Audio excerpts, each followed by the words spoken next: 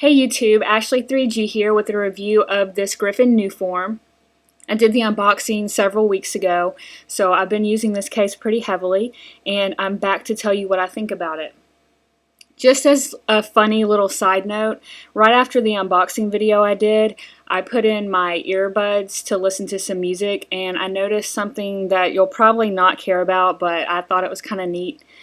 The case sort of matches the earbuds. You know how they're gray on the bottom and then they come white and then there's like gray on the top. Yeah, that's probably something that you won't care about, but I just thought it was neat anyway, so there you go. The case itself has been really sturdy. I feel like the phone is really protected when it's in the case. It reminds me a lot of the in-case slider. I think I mentioned that in the unboxing video.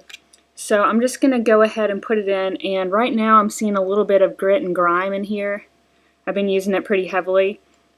That's probably from the sticker that I have on the phone that came with the Casemate ID case. I'm leaving that on there because I still have to do that review, and I need to use this.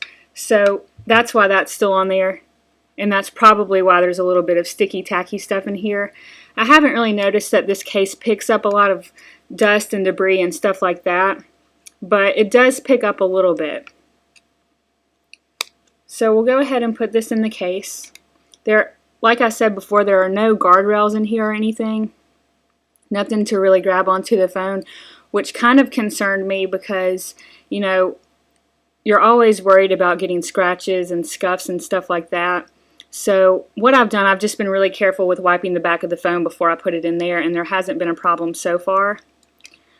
Some of my subscribers told me that this case scratches their bezel more than anything else, so that's something I've been concerned about as well, but that's also something that I've not run into yet, so I guess just be careful. Maybe the cases are made a little bit different, and if they're slightly off, maybe they'll scratch your bezel, or maybe if the case isn't clean or the phone. I'm not really sure what's doing that to your phones, but you know, I just be really careful and cross my fingers that my phone doesn't get scratched. And so far I've been pretty lucky, I guess. So you'll just slide it in there like that, and then this bottom piece I always do second, and I put it on like this. There's a really solid fit. One of the things that kind of annoys me is this camera hole. It's cut out really small, and it's not that it really gets in the way of taking pictures or anything, but it just doesn't look aesthetically pleasing, I guess. It just doesn't look like an iPhone because this hole is so small. That's probably something that I'm being picky about. It sort of shows the chrome around the camera hole just a little bit on one side, and then it kind of completely covers it on the other side. It's just a little annoying, and I kind of wish the cutout was just a little bit bigger just so it would look better. But like I said, it doesn't interfere with anything. So, you know, I guess that's just me being picky. The bottom down here has a really generous cutout. It's dockable. There's just a little bit of a lip down here around all of this. So if you wanted to dock it, I'm sure you could. I don't really dock my phone a lot, so that's not really a feature that I'm looking for. But there that is. Really generous cutout.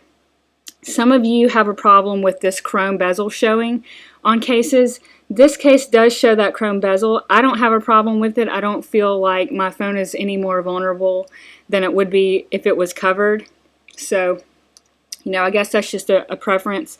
The cutout over here is really nice. I never have a problem getting to my vibrate switch, my volume rockers.